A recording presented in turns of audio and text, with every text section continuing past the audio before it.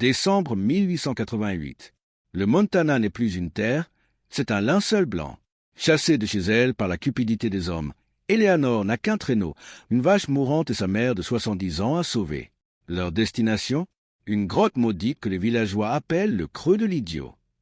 Entre les loups, la famine et un blizzard qui s'apprête à tout effacer, découvrez comment une femme jugée comme un fardeau a transformé un tombeau de glace en une forteresse légendaire. Cette histoire de survie va vous bouleverser, alors restez bien avec moi jusqu'au bout pour découvrir le secret d'Eleanor. Avant de commencer, si vous aimez les récits de courage authentiques, cliquez sur le bouton j'aime et abonnez-vous pour ne rien manquer. Et surtout, dites-moi dans les commentaires depuis quelle ville ou quel pays vous nous regardez. C'est toujours un immense plaisir pour moi de voir d'où vient la communauté. Le givre était arrivé cette année-là comme un créancier impatient, un de ceux qui ne frappe pas à la porte mais s'installe dans les fondations mêmes de votre existence. En ce 5 décembre 1888, à Granger, dans le Montana, le froid n'était plus une simple mesure de température. C'était une présence physique, une entité dotée d'une intelligence prédatrice et d'un appétit insatiable. Nichée dans l'ombre immense de la chaîne de Ridgeback, la petite bourgade de 200 âmes semblait s'être recroquevillée sur elle-même, moins par affection que par une nécessité brutale, organisée autour des rythmes lents du magasin général, de l'écurie et des silences pesants qui font office de loi là où le tribunal le plus proche se trouve à 2 jours de chevauchée. Eleanor Marsh habitait Granger depuis 6 ans. Elle y était arrivée en mariée, elle y était devenue veuve, et en ce matin glacial, elle s'apprêtait à quitter sa demeure pour devenir quelque chose que les hommes du conseil n'avaient pas encore pris la peine de nommer. Elle était éveillée bien avant que la lumière ne daigne percer l'horizon.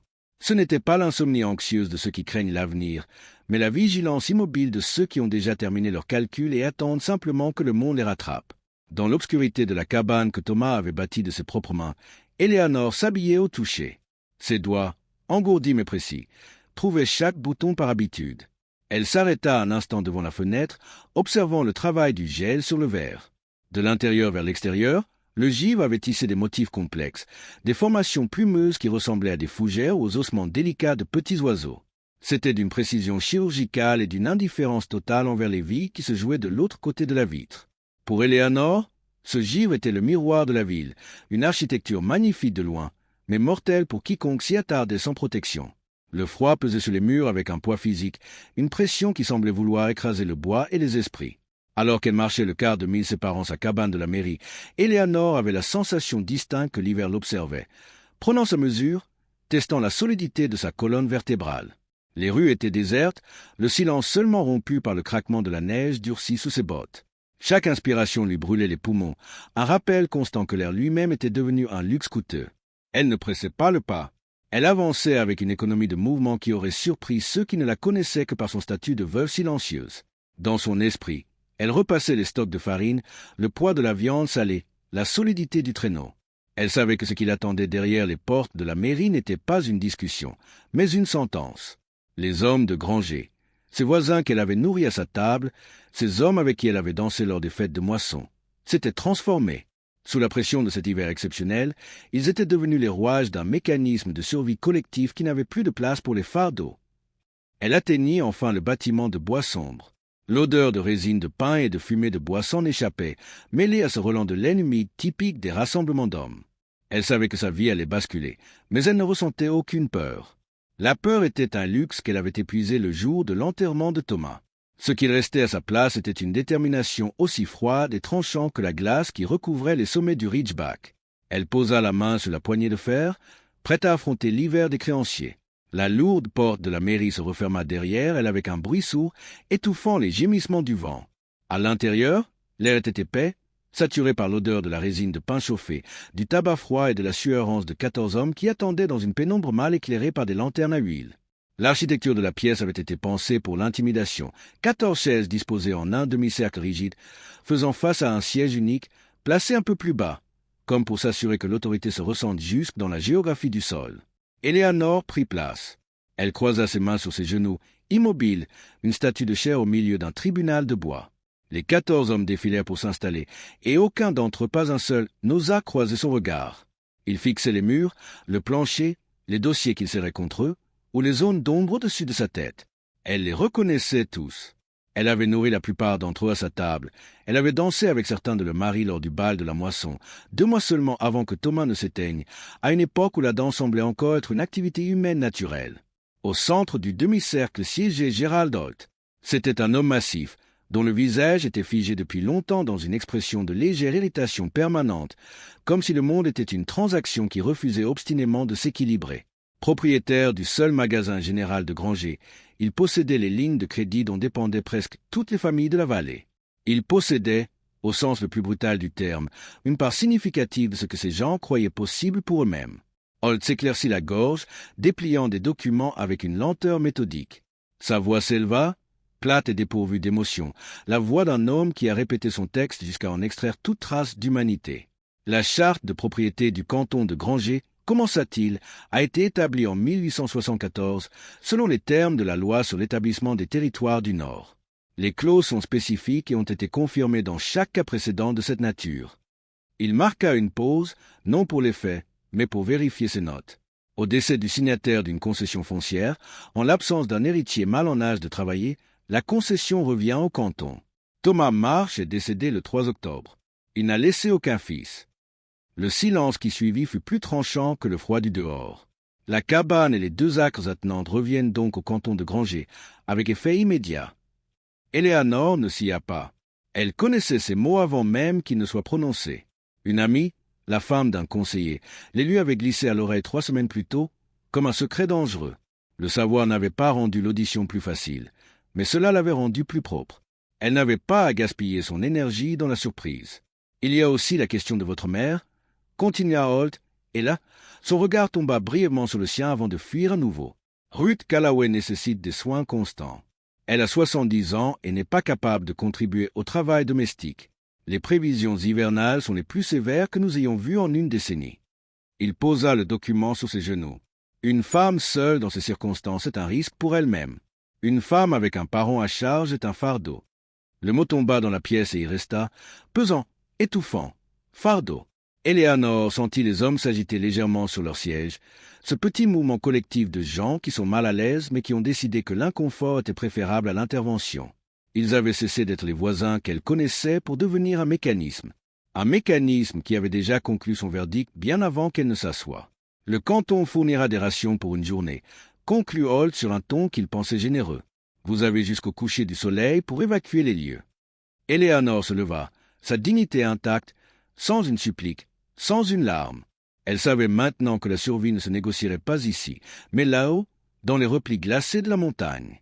Éléanore regagna sa cabane d'un pas automate, ignorant les silhouettes qui s'effaçaient derrière les rideaux à son passage. Dans l'air pétrifié, le silence de Granger n'était plus celui de la paix, mais celui de l'exclusion. Elle poussa la porte de bois massif et l'odeur familière du foyer, un mélange de cèdre, de laine sèche et de la soupe claire que Ruth maintenait au chaud, l'accueillit comme un dernier vestige de dignité. Sa mère était assise près de l'âtre, enveloppée dans 3 épaisseurs de couverture, ses mains noueuses posées sur ses genoux. Elle n'eut pas besoin de poser de questions. Le port de tête d'Éléanore, cette raideur de l'échine qui transforme la colère en combustible, disait tout. Ils ont donc choisi, murmura simplement la vieille femme. Éléanore ne répondit pas immédiatement. Elle se dirigea vers le grand coffre de cèdre au fond de la pièce et commença l'inventaire de ce qui leur restait. Une hache, une scie de travers, 2 sacs de farine, 20 livres de semoule de maïs, du lard et un peu de café. C'était le kit de survie d'une veuve que l'on condamne à mourir en silence. Alors qu'elle vidait le fond du coffre pour atteindre les couvertures les plus épaisses, ses doigts rencontrèrent une résistance inhabituelle sous la latte de cèdre du fond. Elle souleva la planche amovible, un secret de menuisier que Thomas n'avait jamais mentionné. Là, enveloppé dans une toile huilée et ficelée avec une lanière de cuir brut, reposait un paquet. Éléanore le déballa avec précaution. À l'intérieur se trouvait un carnet à la couverture de cuir usé et une lettre pliée en 2. Elle reconnut l'écriture de Thomas, une calligraphie appliquée d'homme qui préférait les outils aux mots. Elle lut la lettre d'un trait, son cœur battant contre ses côtes comme un oiseau en cage. « Ellie, si tu lis ceci sans moi à tes côtés, ne reste pas en ville. Ils ne te laisseront rien. Monte au creux de l'idiot, là-haut sur le ridgeback. Tout ce que Pete m'a raconté est dans ce carnet. Ce n'étaient pas des histoires de trappeurs. Je l'ai cru, et je veux que tu le crois aussi. La montagne est vivante. Ellie, elle respire. Va là-haut. » Elle ouvrit le carnet. C'était le journal de Pete Saint-Grand, un vieil ermite que Thomas avait sauvé d'une congère 10 ans plus tôt. Les pages étaient remplies de croquis topographiques, de schémas de conduite de fumée naturelle et de descriptions qui défiaient la logique de l'hiver. Petty parlait d'un système de grottes sur la face ouest de la montagne, un lieu que les prospecteurs évitaient car ils n'y trouvaient pas d'or, mais que lui appelaient le « souffle de la terre ». Le creux de l'idiot, répéta Éléanore à voix haute. Elle tourna les pages, ses yeux s'arrêtant sur un passage griffonné. La roche garde la chaleur des entrailles du monde. Même quand le blizzard hurle à arracher les pins, à l'intérieur, la pierre exhale une tiédeur de bête endormie. Celui qui s'est écouté la montagne n'y mourra jamais de froid. Une lueur nouvelle s'alluma dans les yeux d'Éléanore. Ce n'était plus seulement de la survie, c'était un plan de bataille. La mythologie de cette grotte qui respirait, un phénomène géothermique que les hommes du village tournaient en dérision, devenait soudain leur unique chance de salut. Thomas n'avait pas seulement bâti une cabane pour elle, il avait, dans son immense et silencieuse prévoyance, balisé un chemin vers l'impossible. Elle releva la tête vers sa mère. « Nous partons ce soir, vers la montagne. » Ruth observa sa fille pendant quelques secondes, calculant les chances, le froid, la distance. Puis, avec une clarté d'esprit que l'âge n'avait pas entamée, elle répondit « Alors dépêchons-nous de boucler les sacs. La neige n'attendra pas nos adieux. » Le soleil déclinait déjà, jetant sur Granger une lumière d'apologie, une lueur pâle qui s'effaçait avant même d'avoir promis la moindre chaleur. Éléanore finit d'arrimer les dernières quais sur le traîneau de bois que Thomas avait jadis façonné pour le transport du bois de chauffage. Elle y installa Ruth, emmitouflée dans des épaisseurs de laine qui sentaient encore le cèdre, créant entre les sacs de farine et les ballots de harde un rempart contre le vent. La vieille vache, Bess, une bête osseuse à la patience infinie, fut attelée à l'avant. Sa respiration formait de lourds nuages de vapeur dans l'air figé. Le départ fut un spectacle silencieux. Éléanore sentait les regards peser sur son dos, filtrant à travers les interstices des volets clos et les rideaux tirés. Le village regardait ses parias s'enfoncer dans l'hiver comme on regarde un navire sombrer, avec une curiosité morbide mêlée d'un soulagement lâche. Personne ne sortit pour aider. Personne ne cria d'adieu. Seul le crissement des patins de fer sur la neige durcie rythmait leur exil. Dès que la route s'arrêta pour laisser place au premier contrefort de la chaîne de Ridgeback, la réalité de leur entreprise s'abattit sur Éléanore avec la force d'une main de fer. La montagne se dressait devant elle, monumentale, une muraille d'indifférence blanche qui ne demandait rien et ne pardonnait rien. Là où le terrain s'élevait, l'effort devint une lutte contre la physique pure. La neige poudreuse cédait sous les sabots de Bess, et chaque pas du traîneau exigeait une dépense d'énergie qui semblait vider les poumons d'Éléanore à chaque inspiration. C'est alors qu'elle fit appel aux leçons de son père, un homme qui avait passé sa vie à débarder le bois dans les forêts du Nord. Elle se souvint de ses mains larges maniant les câbles de remorquage, de sa voix lui expliquant que la force n'est rien sans l'intelligence du levier. Éléanore détacha une longue corde de chanvre de son épaule. Elle ne tirait pas simplement, elle négociait avec la pente. Utilisant une technique de cordage ancestrale, elle enroulait la corde autour des troncs de pins massifs qui bordaient le sentier. Elle créait un point d'ancrage, utilisait le tronc comme une poulie naturelle pour maintenir le poids du traîneau, gagnait 3 mètres, puis bloquait la charge avant de recommencer. C'était un travail d'une lenteur brutale, une chorégraphie de sueur et de glace. La sueur, brûlante sous ses vêtements, gelait instantanément contre sa peau dès qu'elle s'arrêtait. Ses muscles hurlaient, une douleur sourde qui irradiait depuis ses lombaires jusqu'à ses doigts crispés sur la corde gelée. « Ne t'arrête pas, Ellie !» murmura la voix de Ruth, à peine audible sous les couvertures. Le froid est un prédateur qui attend que tu reprennes ton souffle pour t'immobiliser. La nuit tomba brusquement, transformant la neige en un désert bleuâtre et spectral. La montagne semblait s'étirer, chaque mètre gagné révélant une nouvelle inclinaison plus cruelle encore. À un moment, le traîneau glissa sur une plaque de glace vive. Pour quelques secondes terrifiantes, tout bascula. Éléanore sentit la corde lui brûler l'épaule, le poids de sa mère et de toute leur vie manquant de l'entraîner vers le ravin. Elle planta ses talons, ses articulations craquant sous la tension, tandis que la vieille Bess, sentant le péril, ancrait ses pattes avec une obstination de roc. Le traîneau s'immobilisa. Le silence qui suivit fut si dense qu'il en devenait sonore. Éléanore leva les yeux. Là-haut, découpée sur le ciel noir parsemé d'étoiles froides comme des diamants, se trouvait la silhouette massive de la roche que Pet appelait la « dent cassée ». C'était leur phare. Elle ne regarda pas en arrière, vers les lumières mourantes de Granger. Elle reprit la corde, ajusta son épaule endolorie et recommença à tirer. Elle n'était plus une veuve, ni un fardeau. Elle était devenue un rouage de cette montagne, une force de volonté brute s'élevant contre l'abîme. Le monde n'était plus qu'une alternance de noirceur et de blanc spectral lorsque la dent cassée se dressa enfin devant elle. Cette formation granitique, fendue en deux par une colère géologique ancienne, marquait la fin de l'ascension et le début de l'inconnu. Éléanore, les poumons brûlés par l'air polaire et les jambes tremblantes d'un épuisement qui touchait à la moelle, s'arrêta. À 10 pieds sous l'ombre de la roche, le faisceau de sa lanterne vacillante révéla une faille triangulaire, une blessure sombre dans le flanc de la montagne. En franchissant le seuil du creux de l'idiot, le changement fut si brutal qu'Éléanore crut un instant avoir perdu l'ouïe. Le hurlement du blizzard, qui les avait harcelés sans relâche depuis le bas de la vallée, s'éteignit d'un coup. Le vent ne s'était pas simplement apaisé, il avait cessé d'exister. À sa place s'installa un silence d'une densité physique, une présence qui semblait absorber le bruit de leur respiration haletante. L'air, ici, avait une texture différente. Il n'était pas chaud, certes, mais il n'avait plus cette intention meurtrière.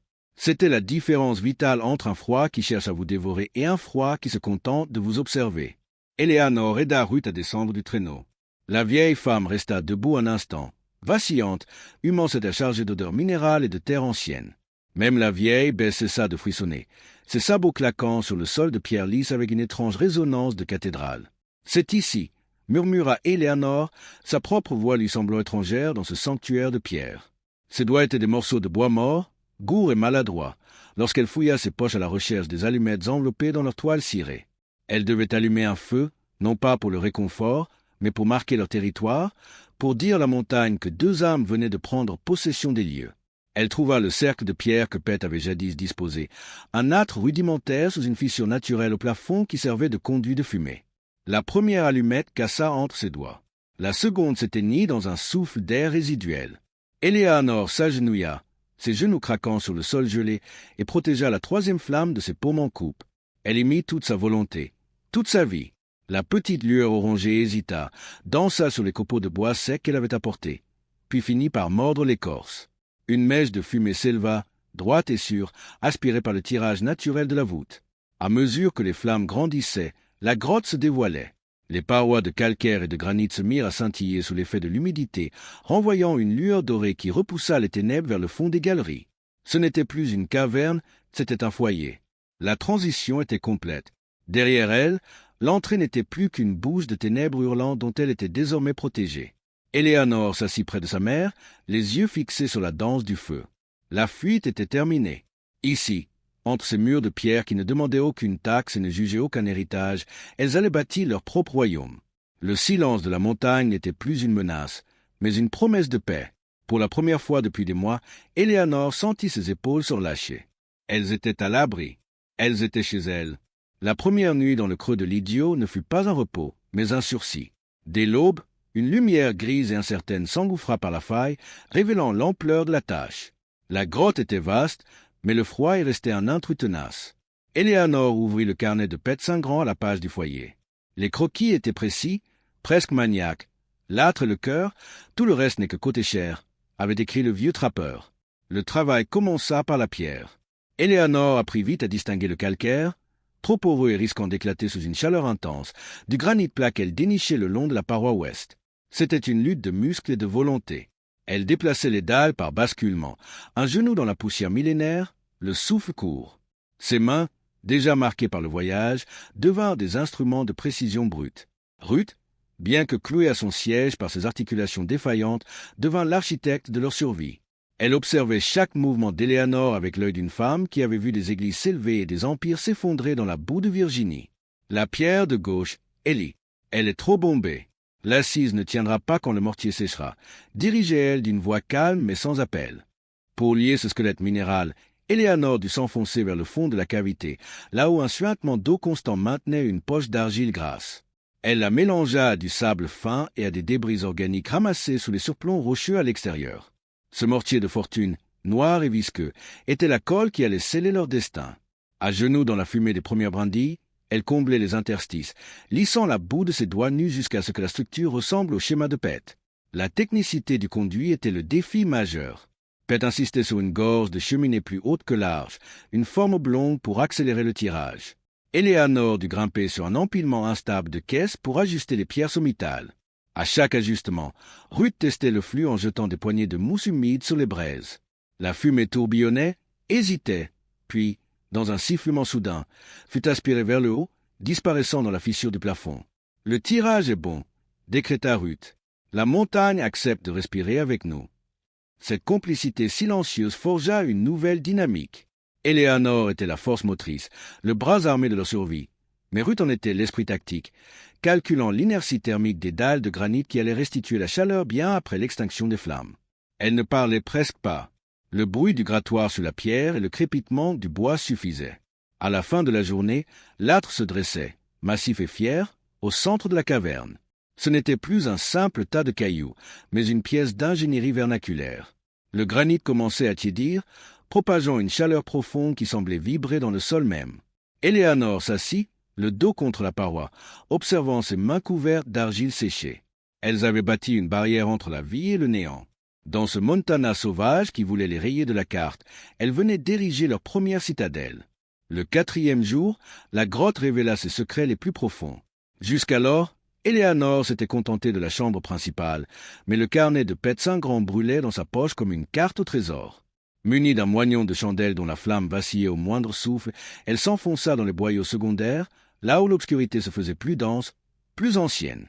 Le passage nord se rétrécissait, forçant Eleanor à raser les parois humides. Le silence ici était différent, il vibrait d'une promesse minérale. Soudain, le faisceau de sa lumière accrocha un reflet d'un noir profond, vitreux, courant en diagonale du sol au plafond. C'était la veine de charbon dont Pet parlait. En frappant la roche avec son ciseau à froid, Eleanor vit des éclats d'anthracite s'effondrer à ses pieds. Ce n'était pas seulement du combustible. C'était l'assurance d'une chaleur constante, d'un feu qui ne s'éteindrait pas au milieu de la nuit comme le bois de pin. La grotte ne se contentait plus de les abriter, elle leur offrait son propre sang noir pour alimenter leur survie. Mais la véritable découverte l'attendait plus loin, derrière un éboulement de pierre que Pet avait manifestement disposé avec soin pour simuler un cul-de-sac. Eleanor déplaça les blocs un à un, ses muscles tendus par l'effort. Derrière la paroi factice, une niche abritait plusieurs paquets enveloppés dans de la toile huilée.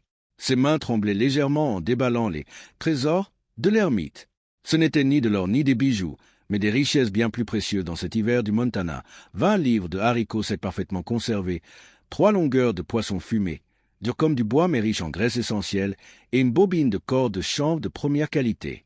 Au fond de la cache, elle trouva une petite boîte en fer blanc. À l'intérieur, des dizaines de petits sachets en papier, soigneusement étiquetés de l'écriture penchée de Pet, navets, seigle, choux frisés, carottes.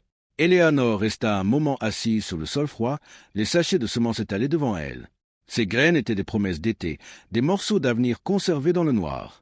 Elle réalisa alors une vérité fondamentale que le village de Granger avait oubliée. La survie n'est pas un acte égoïste et solitaire, c'est un héritage.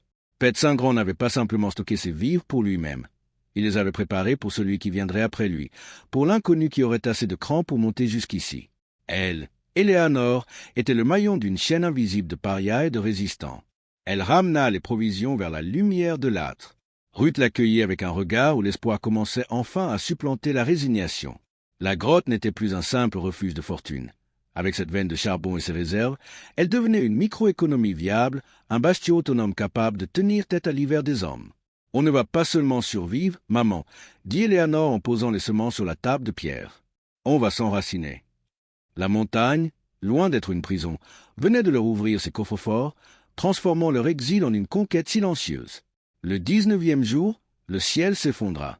Ce ne fut pas une chute de neige ordinaire, mais un assaut, un rideau de blanc opaque qui s'abattit sur la montagne Ridgeback avec la fureur d'une armée en déroute.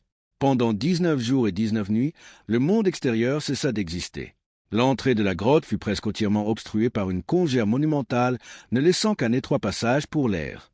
Prisonnières de leur sanctuaire de pierre, Eleanor et Ruth virent le temps se dilater, les heures se mesurant désormais au rythme lent de la combustion du charbon et au crépitement des flammes.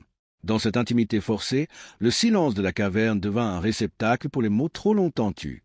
Assise près du foyer, les mains occupées à tresser les lanières de cuir, Ruth commença à parler. Sa voix, d'ordinaire économe, retrouva une vigueur insoupçonnée pour exhumer les fantômes de sa jeunesse. Elle raconta l'année 1862, les plaines boueuses de Virginie et les hôpitaux de campagne où l'odeur du sang se mêlait à celle de la poudre. J'avais 15 ans, Ellie, à peine plus qu'une enfant, et je tenais les mains d'hommes 2 fois plus vieux que moi pendant que les chirurgiens sciaient leurs os sans anesthésie. Elle décrivit la géométrie des blessures, la manière dont le corps humain tente désespérément de se réparer, et la nécessité de rester calme quand tout autour n'est que chaos. Ce n'étaient pas des récits de guerre héroïque, mais une leçon d'anatomie de la survie. Elle apprit à sa fille comment identifier la gangrène à l'odeur, comment utiliser l'écorce de saule pour la fièvre et l'aquilée millefeuille pour stopper les hémorragies. La médecine, c'est comme la montagne. Il faut travailler avec ce que la nature te donne, pas contre elle. Entre deux récits de chirurgie de fortune, Ruth sortit de son corsage un morceau de toile grossière.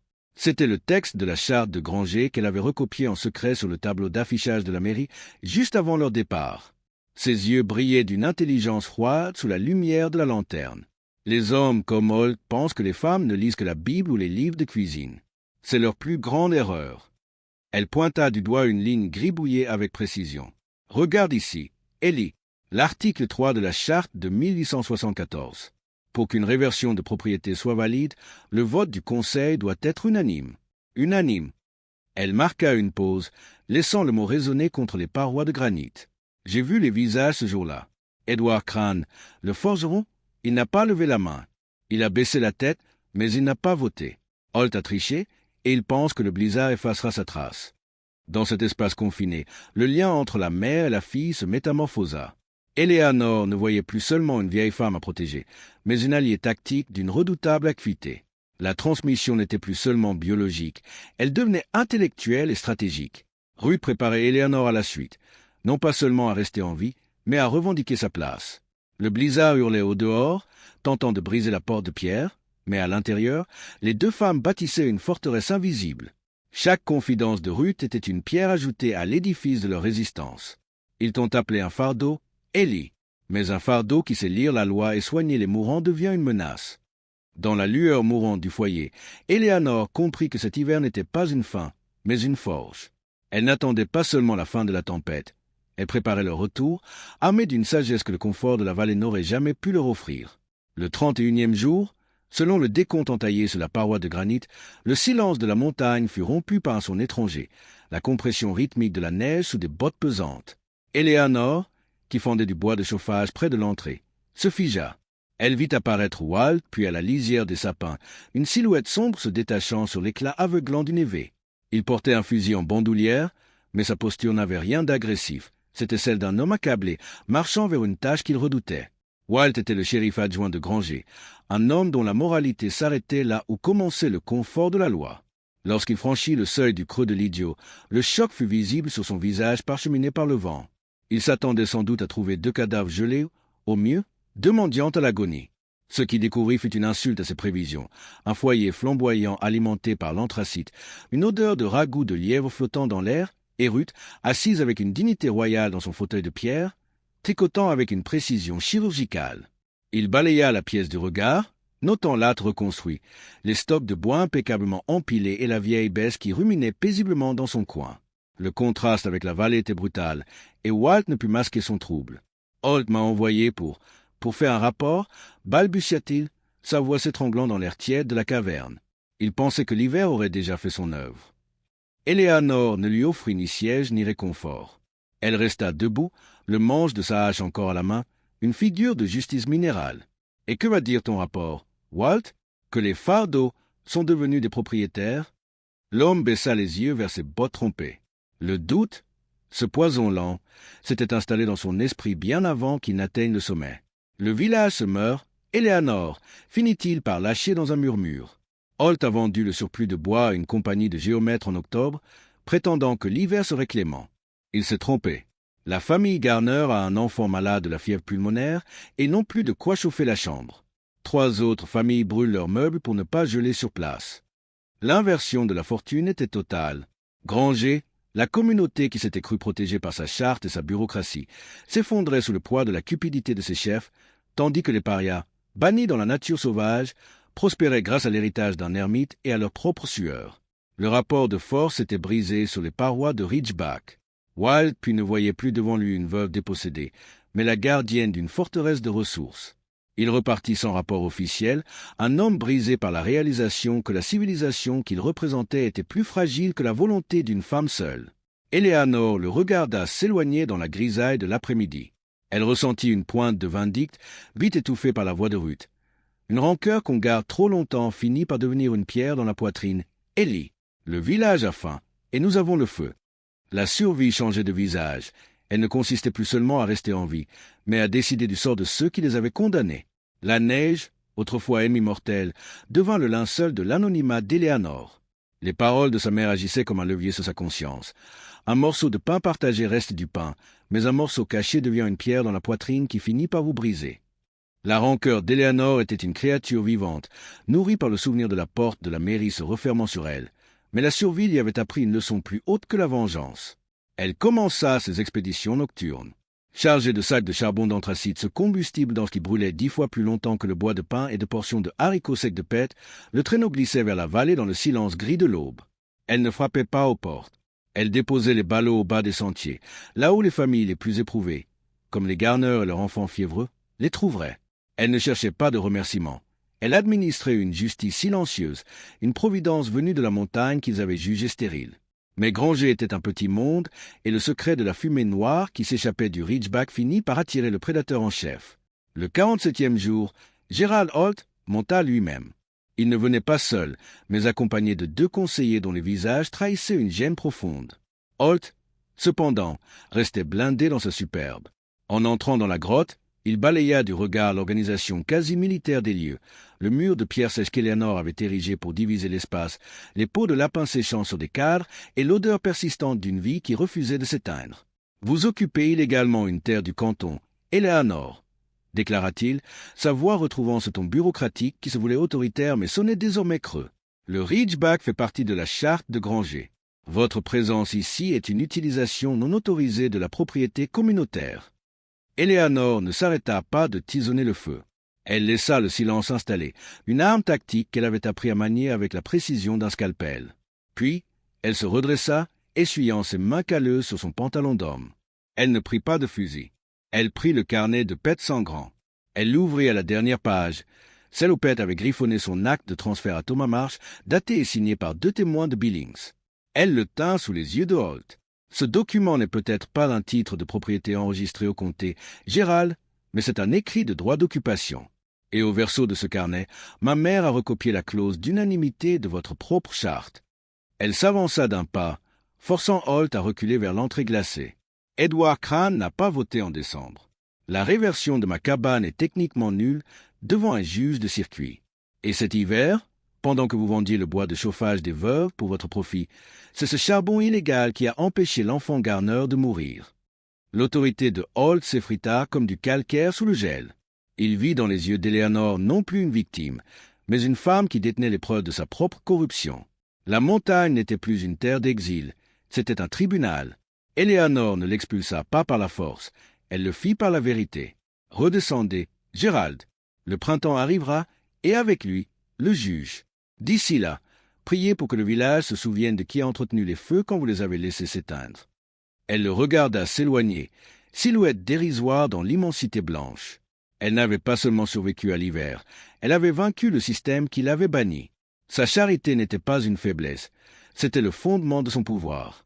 Le mois de mars arriva avec une subtilité cruelle, apportant un changement de lumière que les yeux d'Éléanore n'osaient presque pas croire. Ce n'était plus la blancheur agressive du plein hiver, mais une clarté dorée qui commençait à grignoter les bords de la banquise suspendue aux parois de Ridgeback. Au dehors, la montagne entamait son long soupir, le bruit cristallin de l'eau s'écoulant sous la glace, le craquement des branches libérées de leur carcan de givre et cette odeur minérale de terre humide qui remontait des profondeurs. C'est à cet instant précis, quand la vie reprenait ses droits sur le gel, que Ruth choisit de s'effacer. Ce ne fut pas une lutte, mais une reddition tranquille. Depuis quelques jours, elle dormait plus qu'elle ne veillait, sa respiration devenant aussi légère que le battement d'ailes d'un oiseau de nuit. Éléanore la regardait, assise près du foyer qui n'avait jamais cessé de brûler, et elle comprenait que sa mère avait tenu par pure volonté, attendant que le pire de l'hiver passe pour ne pas laisser sa fille seule dans la tempête. Le matin où elle s'éteignit, l'air dans la grotte était d'une douceur inhabituelle. Éléanore prit la main de sa mère, une main qui avait recousu des soldats en Virginie et retranscrit des lois interdites à Granger. Elle sentit la chaleur s'en aller, lentement, comme une marée descendante. Il n'y eut pas de dernier mot dramatique, seulement un silence de paix qui s'installa entre elles, un achèvement. Ruth Callaway, à 70 ans, avait gravi une montagne sur un traîneau pour prouver à un village de marchands que l'esprit humain ne se laisse pas mettre en inventaire. Le deuil d'Éléanore ne fut pas fait de larmes bruyantes, mais de pierres. Elle choisit le fond de la galerie nord, une alcôve sèche et digne, protégée par le granit éternel. Pendant 2 jours, elle transporta des dalles, construisant un cairn avec la même précision qu'elle avait mise à bâtir l'âtre. Chaque pierre posée était un remerciement, un acte de mémoire pour cette femme qui lui avait appris que la survie est une architecture de l'esprit. Elle l'enterra là, dans le silence de la montagne qu'il avait adoptée, enveloppée dans la couverture de laine qui sentait encore le cèdre de leur ancienne cabane. Elle resta longtemps devant le tumulus de pierre, une seule chandelle à la main. Elle se sentait soudain d'une solitude absolue, mais d'une solidité nouvelle. Elle était désormais la gardienne de deux lignées, celle de son sang, portée par Ruth, et celle de la nécessité, héritée de Pet Saint-Grand et de Thomas. Elle était la mémoire vivante de ceux qui préparent le chemin pour les autres. La survie avait eu un prix, le départ de sa mère, les mains marquées à jamais par le charbon et le roc, mais ce prix était le sceau de sa souveraineté. Elle ressortit à l'air libre. Le soleil de l'après-midi frappait la paroi rocheuse. Éléanore regarda ses mains, calleuses, tachées par le travail de la pierre, et elle sut qu'elle ne redescendrait pas pour reprendre sa place de veuve silencieuse à Granger. Elle resterait ici, sur ce sommet qu'elle avait conquis millimètre par millimètre. Elle était devenue la sentinelle de Ridgeback, une femme forgée par le froid, dont le nom commencerait bientôt à circuler dans la vallée non plus comme un fardeau, mais comme une légende. Elle ramassa ses outils, sa silhouette se découpant sur le ciel immense. Le printemps était là, et avec lui, une vie qu'elle seule avait le droit de nommer. Cette année avait passé depuis ce matin de décembre où le mot « fardeau » avait été jeté sur Éléanore comme une condamnation à mort. Cet hiver que la montagne de Ridgeback avait tenté de briser, pour finalement la polir, faisant d'elle une femme de granit et de silence. En ce mois de septembre 1895, Éléanore Marsh se tenait à l'entrée du creux de l'Idiot, observant la vallée de Granger qui s'illuminait d'or et de cuivre sous les derniers feux de l'été. La grotte n'était plus le refuge désespéré de deux parias. Elle était devenue une institution invisible, un secret murmuré par ceux que la dureté du Montana laissait sur le bord du chemin. Éléanore y avait bâti une vie de nécessité et de dignité. Le jardin sur la pente sud, nourri par les semences de Pet Saint-Grand, produisait désormais des récoltes adaptées à l'altitude.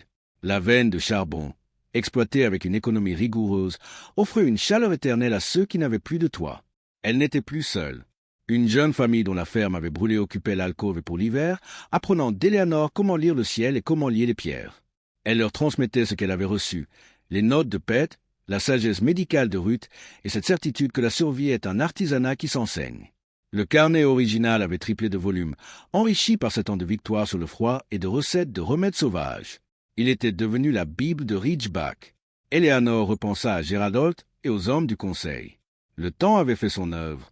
Holt n'avait jamais contesté son titre d'occupation après leur confrontation.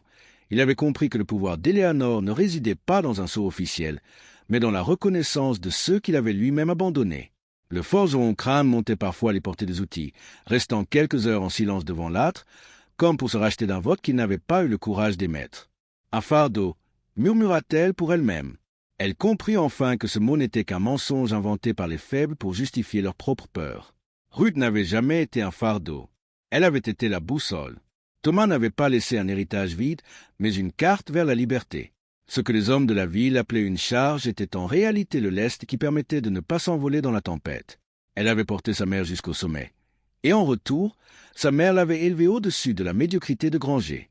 Le soleil disparut derrière les cimes, et le premier vent frais de l'automne fit frissonner les pins. Éléanore rentra dans la pénombre chaleureuse de la caverne. L'âtre, son chef-d'œuvre de granit, ronronnait doucement. Elle s'assit devant le feu, ses mains calleuses reposant sur ses genoux, dans la même posture que Ruth 7 ans plus tôt. Elle était la gardienne du souffle de la montagne. Dehors, la nature reprenait son calme souverain. Les cerfs s'approchaient de la lisière, et les étoiles, froides et éternelles, commençaient à ponctuer le velours noir du ciel. La lutte était finie, mais l'histoire, elle, continuait de s'écrire dans la pierre. Éléanore Marsh n'était plus une veuve de Granger. Elle était l'âme de Ridgeback, une femme qui avait transformé l'exil en empire.